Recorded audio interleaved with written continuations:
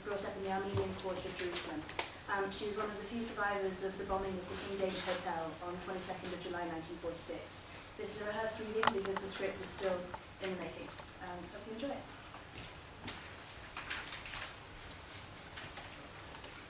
Dawn sits on Jerusalem. Takes its turn from a stifling night that reluctantly rolls off the skyline. And tints the gold-flaked, stone-baked buildings with shy morning light. Prayers call. And creep through the old city wall. And already, in the soft glint of the tiny hours, The hubbub gently bubbles. Up through the market stalls. and through the muddle of cobweb, Cobble-topped, stone-covered. Alley to alleyways. Chattering swells. The morning haze Riddled through. as the chirping, cheap, mixed-coloured market stalls throws claw. space in the voice tangle. Each harsh-tipped, quick-lipped, rasping tongue. A flash of colour. In the buzz patchwork of people. The swarm weaves so quick through the city. Morning winds are stumped. And locked in the lacework of stone. No choice but to plod wispy round the corners. And flap on the hot cheeks. Of the cursing, haggling people conversing. And tightening their purse strings. Tearing and wearing at dawn's silky silence. With babbling trade. Hot lingers and sticks on skin. Every breathing thing in the city longing. For the heaving sky to tear. And fresh rain to come down in trumpetfuls. Sweatish, muggy breath. Heat clogged, heavy air. Like a thick woolen carpet rolled over the city. Choking beneath it. In summer, unbearable. Each man groaning. Women moaning under heat heavy. Full-folded drapes. And everyone muttering to his own God. Enough! God's sake! Oh God. And God knows. In this town there's enough of them. Arab gods. Old gods. Lost gods. New gods. Jewish gods. And gentle gods. Wide-brimmed, hat-bearded gods. Gods in the morning prayer songs. First come, first served ancient gods. Christian, unbelieving, pleading gods. And some leftover, indecisive gods. Spliced between church. And the libraries. And mosque tops. And synagogue gardens. And certainly, But still goddish enough. That their leftovers get gobbled up. by some new faction, not different in most ways to all the others. Except that the others are totally wrong. and a new knot is formed in the matted crowds. Each shouts his religion. And knows. Is unshakably sure. That these people are right. A small huddle shake lowered heads and whisper. Oh, does it matter? After all, there's just... One God. One parent that can't keep all its promises to its quarrelling children. Shut up and share it. Won't do. What's mine is yours, And but... we're different. The difference is, we're right. And tucked in a corner of the oldest city, Some foreigners. living discreetly around the squabble. eating and sleeping and trading and stopping for coffee. Between their own houses. With no preference for any of the bickering parties. Loosely woven in the edges of the wrangling mass. Of course, they're right too. But they keep that to themselves. No gains for them from twisting. The already back-breaking, tight-knotted tapestry wresting the town in two. They've had all their rewards. They're here. And they survived. Anush, what on earth are you wearing? Shh, I'm listening to the radio. One of the most conflict-ridden zones on the planet. Threats from the infamous Zionist Stern Gang have emerged during a period of unease in one of the most politically uncertain zones in the country, and follow an increase in terrorist activity surrounding official buildings in the city centre. This is ridiculous. It's not ridiculous. I'm nervous, you know, with all this talk of murders and attacks on the British. Funny you're so interested in the British all of a sudden. Has Ernest called by? It'll be quiet, you two. You're listening to the BBC World Service. We'll be returning to the news programme after Off the Shelf, the World Service's art and culture programme, and this week's short mystery story. Anush, my darling, I really think you should put on something else. She's going up to change. No, I'm not. You won't get any proposals if you go out in that, and I'd like at least one of us to keep up with Miriam. Does it make me look fat? A little. Good. I don't want to attract any unwelcome attention. I hear news about threats on the radio every day, Miriam. I'm amazed that you two can carry on as if nothing's happening. Go and change. You can't spend hours making lovely clothes and not wear any of them. I head to the office as usual, and the telephone exchanges... Good morning. I'd just like to speak to... Hello, could you please put me through to... Busy as usual. The main lobby of the King David Hotel. I'm terribly sorry, the whole wing is full. We're short on tables, you'll just have to wait. Is very busy, busy as usual, and I'm busy, busy as usual. No word from Ernest, so I keep busy, busy, and the days bumble by. On the weekend I get my hair done as usual, the same way as usual, so no one will notice anything unusual. But for me, the whole city has been turned inside out. And when I'm out here, all I can hear is talk of... The British. The British. They've stepped up controls all around the main offices. Much tetchier than usual, wouldn't you say? And more drunk. Always drunk. Are they? Oh, it's a disgrace. Out of boredom, anxiety. Another one shot down last week from 2 men in a taxi. Good riddance, some might say. And any one of them could be next. How much longer are they going to stay? Causing trouble. Stagnating. Who knows what else they can do? With this mess of a city. But they're staying, insisting. We're doing our best. And things aren't much better for them being here. Although why that is fairly unclear. So they stay.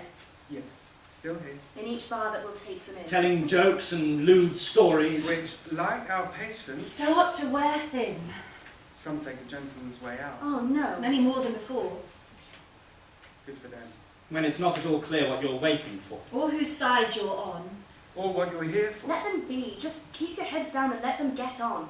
For the most part, the locals treat the officers fairly, politely, with equivocal grace and hospitality. But from the others, the message is clear. It's there in the looks that follow you down every street. Keep your eyes hooked on them. I'm sorry, I'm afraid we're closed. Not to everyone else, just men in an officer's uniform. The message is clear. Oh, we know. But what can you do apart from grit your teeth and wait for it all to be over? The city is heaving. Quietly waiting, but still pushing out. Making little cracks appear in the walls. Get up and get out. A wall by the British-Palestine police station sums it all up in crude coloured writing. A scribble that reads, large and clear, Go home, Tommy. and just beneath it someone has scrawled, I wish I fucking well could. And it's back to Monday and I'm busy again. Are you ready, Anush? Just about. Well, hurry up, I'm desperate for a cigarette. You go ahead, I'll meet you downstairs. Okay, be quick. Ring, ring, ring, ring.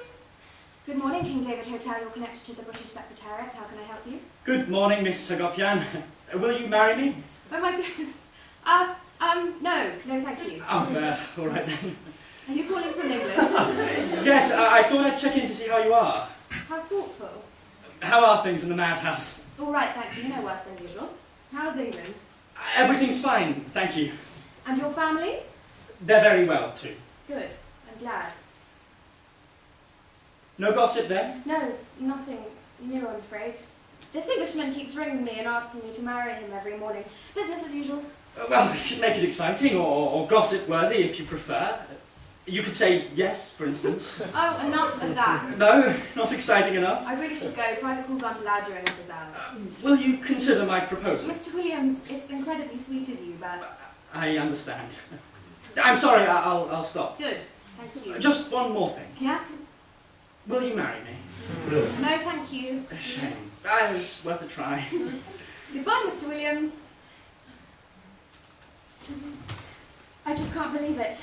My insides bubble and I race down the corridor. The chatter and noise in the office wing feels 10 times louder and brighter than before. Good morning. You're listening to the BBC World Service. It's noon on the 22nd of July. I race down the stairs to the lobby, weaving clumsily through all people and dizzy with, it must be surprise. Our forces in Palestine have been experiencing ripples of disturbance over the past few weeks. There you are, where have you been? Somebody rang. Oh, you should have just left it. Come on, let's get a coffee. Oh, Claire. What? I left my handbag upstairs. You're hopeless. I'll run back up and get it. What's got into you, miss? I'll tell you when I get back. Well, good, hurry up then, go.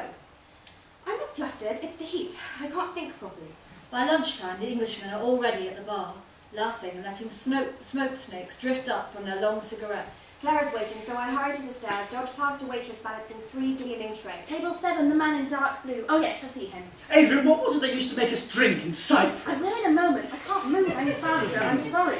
Good morning, King David Hotel You reception. can't see for the heat. There's the lemon brandy! I've still got the clattering and sound of metal ringing in my ears. We're very short on rooms, I'm afraid, since the hotel has been offered itself to the British Civil Service. We only have one available wing. Really silly things, but you get a taste for them. And nothing like the heavy, spicy stuff we're on over here. You can almost hear the sparkles in the soda water. Keep the lemon taste on your tongue all afternoon. The telephone exchange seems miles away from the rest of the hotel. Someone's radio is on, I can hear it playing that stupid mystery story. Emily tiptoed into the dressing room. The windows flew open, the air whipped past her bare legs. No wind comes through the open windows, the hotel is soaked with heat. Even my cotton blouse starts to feel damp on my skin. She spotted a wardrobe standing invitingly in the corner of the room. Before she could stop herself, she tiptoed over and peered inside. The wires on the operating board are crossed just as I left them when we spoke. They look so mischievous, reds, yellows and greens crisscrossing each other. as if our conversation had been some sort of private joke. She leaned further in, wondering what was hidden in the folds of material. I'm hot, but cold currents shoot beneath my skin. Without any warning, a great crack split the floor beneath her. I'm not flustered, it's just the heat. She lurched forward and was swallowed by drapes of cloth. The ground rocked. She clung to the dresses, choking on dust. And just as I realise, the room starts to rush, heat spins, and the air crumbles into colour. The water rattled and shook. Boxes fell and the door slammed shut.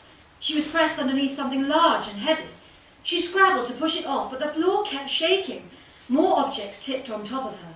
The ground disappears and swallows the walls. Electric lights go out with a gasp and the building groans.